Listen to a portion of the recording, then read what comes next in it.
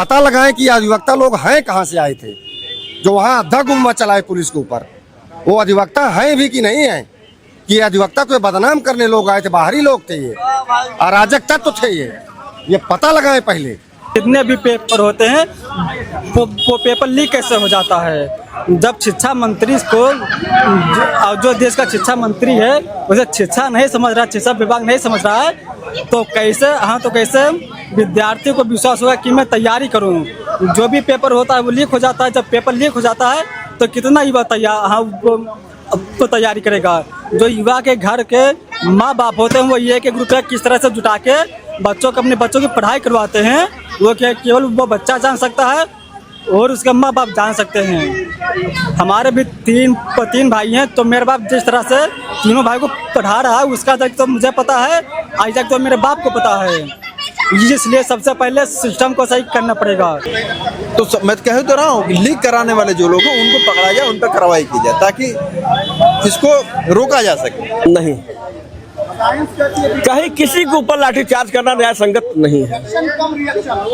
समझाया जाता है, चाहे महिला हो चाहे पुरुष हो, कहीं भी कोई बात होती है तो पहले समझाया जाता है जो है, और समझाने के बाद आदमी समझा बुझा करके न्याय संगत की बात करता है और आदमी समझ जाता है। ये कोई नहीं कि लाठीचार्ज करना बहुत जरूरी, लाठीचार्ज तो किसी के ऊपर नहीं करना चाहिए। डायरेक्ट टैक्स पे सरकार जितना लेती है उसका कहीं ना कहीं रोड, हॉस्पिटल, इंफ्रास्ट्रक्चर में जो भी बनता है, एक आर्मी के जवान का जूते से लेकर और कहीं ना कहीं देश का सुई से लेकर डॉक्टर के दवा तक ले, ये सब टैक्स की वजह से ही है। अभी तक आपने देखा होगा गुंडे और मवालियों के ऊपर घरों पर बुलडोजर चलता रहा है।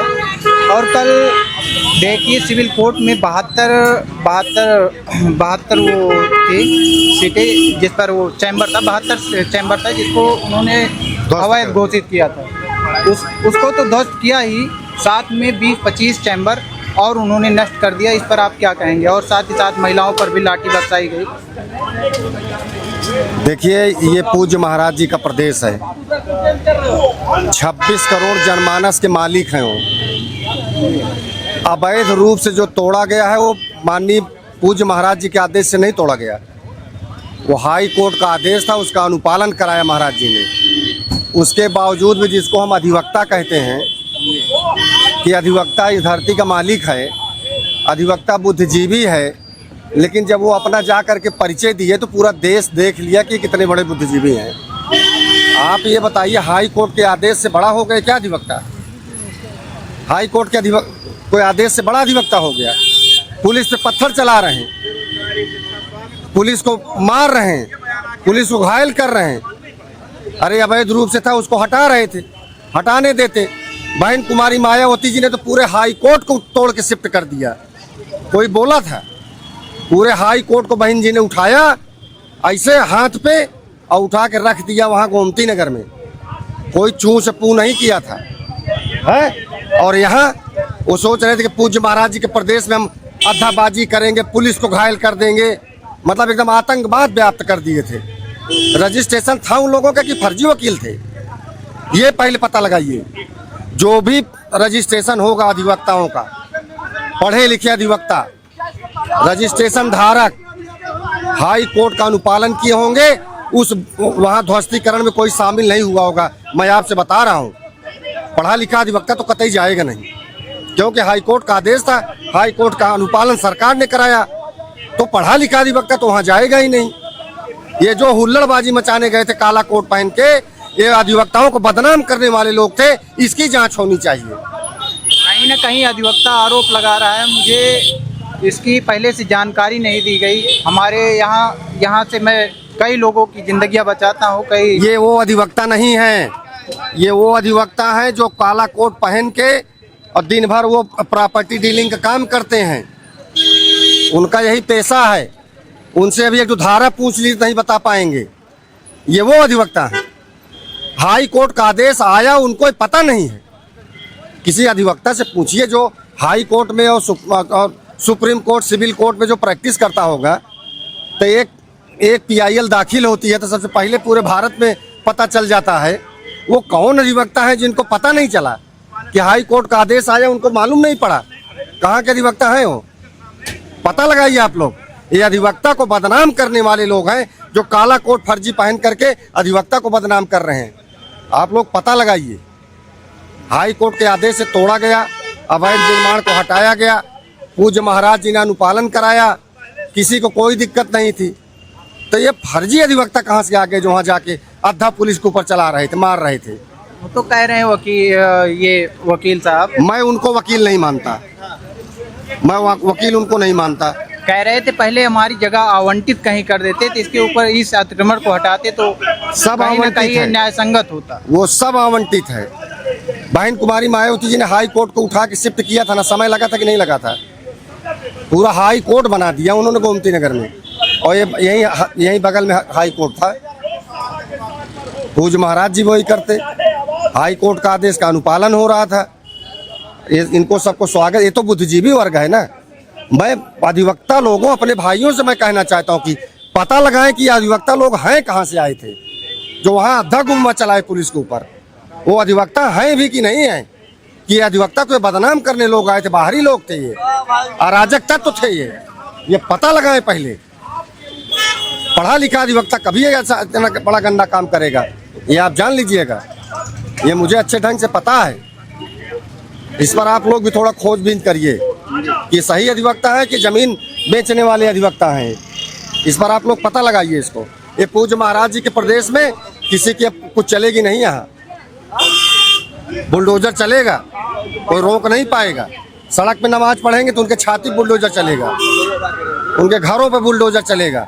अवैध मस्जिद बनाएंगे, उनकी मस्जिद पे बुलडोजर चलेगा। ये 26 करोड़ जनमानस पूज्य महाराज जी का ये प्रदेश है। यहाँ नियम कानून और बड़े संयम के साथ काम होता है।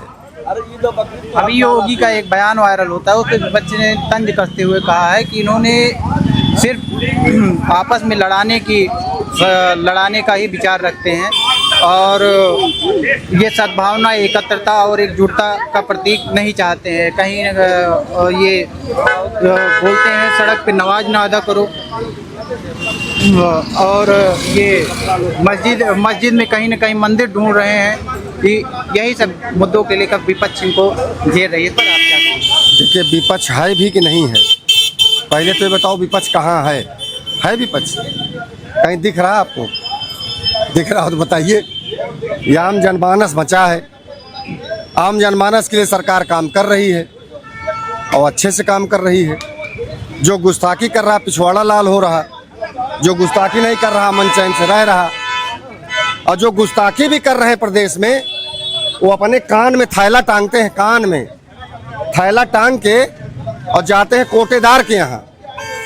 उनके यहाँ 2-2 बीबी है, 18-18 बच्चे हैं, और कान में थैला टांग के, जो सरकार का विरोध करते हैं, कान में थैला टांग के जाएंगे कोटेदार के यहाँ, कुंटलों कुंटल अनाज लाते हैं। उनका परिवार पल रहा। मैं तो पूज्य महाराज जी से कहूँगा, एक बीबी 3 बच्चा कर दें, बाकी सब खत्म कर दें। जिसके पास एक बीबी होगी, 3 बच्चा होगा, सारा सरकारी जितना सरकारी है वो सब मिले, बाकी सब खत्म करें, सबका। एक कटोरा लेकर रोड पे भीख न मांगते नजर आएंगे तो फिर बताइएगा। आज पूज्य महाराज जी को गाली बक दे रहे हैं, प्रधानमंत्री को गाली दे रहे हैं। एक खा के साढ़ हो गए, इनके पेट में गैस हो गई है। फिर एक अनाज खा रहे हैं, गैस हो गई पेट में। सब बंद कर देना चाहिए, इनकी सारी हेकड़ी निकल जाएगी। और पेपर लीक हुआ, उसके बाद जो युवा है वो सिस्टम से लड़े या अपनी तैयारी करे, इस पर आप क्या कहेंगे? देखिए, सबसे पहले जब से भारतीय जनता पार्टी की सरकार बनी है, ऐसा कोई पेपर नहीं हुआ है कि हाँ कि जिसका पेपर लीक नहीं हुआ है। जितने भी वैकेंसी नौकरी का पेपर निकलता है सब लीक हो जाता है। तो सबसे पहले हम युवाओं से ये कहेंगे कि पहले वो सिस्टम से लड़े, तैयारी बाद में करे। क्योंकि अगर तैयारी करेंगे तो बार बार पेपर लीक करवा दे रहे हैं। तो पहले हम लोगों का कर्तव्य बनता है कि पहले हम लोग सिस्टम से लड़े। मैं भी एग्रीकल्चर BSc का छात्र हूँ, तो हम लोग ने हमने ये ठाना कि मैं नौकरी को छोड़ कर हमने राजनीति में कदम रखा है। और सबसे पहले अगर देखिए बिहार में देख लीजिए और उत्तर प्रदेश में, जब यहाँ का युवा रोजगार मांगता है तो उसके ऊपर लाठी चार्ज होता है।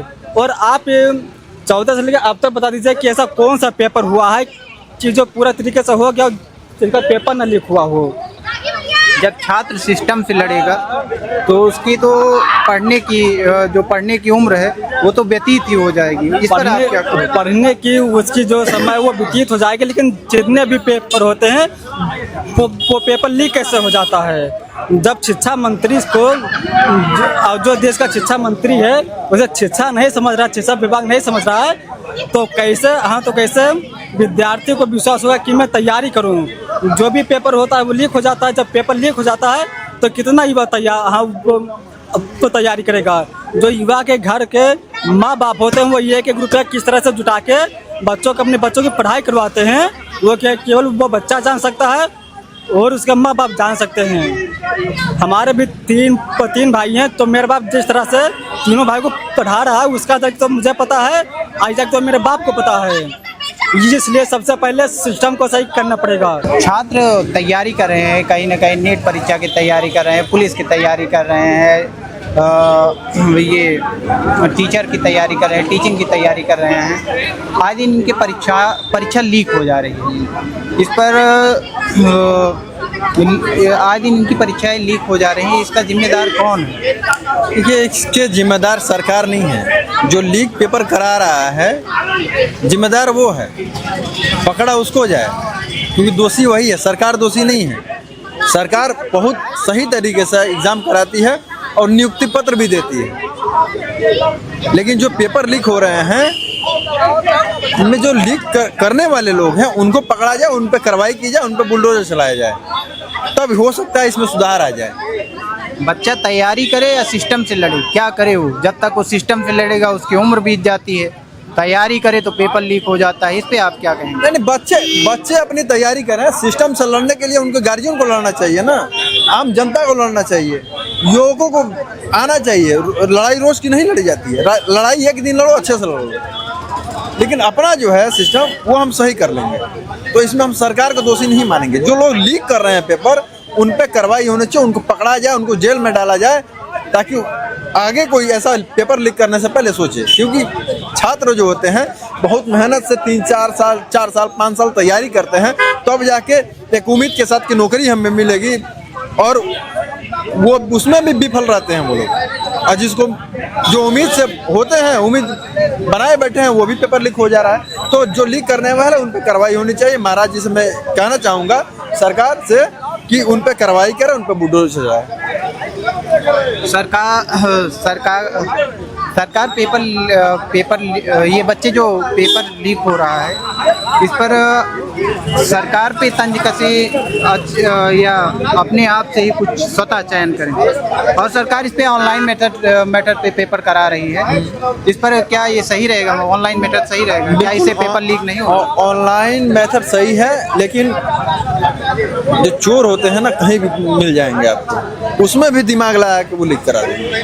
तो मैं कह तो रहा हूँ कि लीक कराने वाले जो लोग हैं उनको पकड़ा जाए, उन पर कार्रवाई की जाए, ताकि इसको रोका जा सके और छात्रों के जीवन के साथ जो खिलवाड़ हो रहा है वो ना हो पाए। और ये अभी महंगाई चरम सीमा पर है। पेट्रोल, डीजल, सीएनजी चारों तरफ त्राही जनता कर रही है। इस पर आप क्या कहेंगे? महंगाई तो देखिए, महंगाई आज से थोड़े है, रोज महंगाई हो रही है। आप पाकिस्तान में देखिए, आप और अन्य देशों में चले जाइए ना, डीजल पेट्रोल के दाम देखिए। अब 3 रुपए डीजल पेट्रोल 3 रुपए बढ़ गया तो दिक्कत इतनी आ गई। मैं कह रहा हूँ कि यही अब दारू मदिरा का दाम बढ़ा होता तो लोग को दिक्कत नहीं होती, तब जाके शाम को वही 50 रुपए बढ़े चाहे 100 रुपए बढ़े चले जाते अपनी जगह पे, उससे दिक्कत नहीं है। लेकिन 3 रुपए आपातकालीन में अगर मोदी जी ने ये ऐलान कर दिया तो दिक्कत उससे हो गई है। हालांकि ये होना नहीं चाहिए, सरकार का साथ लोगों को देना चाहिए। अभी सिविल कोर्ट में अतिक्रमण को हटाया गया है, बहुत से वकील बंधु नाराज हैं। इस पर आप क्या कहेंगे? क्या यह न्याय संगत हुआ है? अब देखिए, तो कोर्ट के आधार पर हुआ होगा, जांच हुई होगी, जांच के आधार पर गलत पाए गए होंगे वो जो चैम्बर्स थे, और जब गलत चैम्बर पाए गए तो बाबा जी का बुलडोजर वहाँ चला। अब बाबा जी का बुलडोजर तो हमेशा चल रहा है, जहाँ गलत काम हुआ वहाँ बाबा जी का बुलडोजर चल रहा है। तो वहाँ हाई कोर्ट जो चैम्बर तोड़े गए हैं बुलडोजर द्वारा, अब बाबा जी की सरकार है, जो भी गलत करेगा उसके ऊपर बाबा जी की सरकार बुलडोजर चलवाएगी, चाहे वो वकील हुए, चाहे वो नेता हुआ, चाहे कोई भी हुआ, जो भी गलत काम करेगा बस जो है उसके ऊपर बुलडोजर बाबा जी का चलेगा। अधिवक्ता भाई कह रहे हैं कि हमें सामान हटाने का मौका नहीं दिया गया, न मुझे बताया गया। ऐसा नहीं हो सकता है कि नोटिस नहीं गई हो, बताया नहीं गया हो। अधिवक्ता भाई भले कह रहे हो, लेकिन ऐसी बात नहीं है। कहीं भी कोई चीज़ तोड़ा जाता है तो पहले सूचना दी जाती है, वह सूचना गई होगी।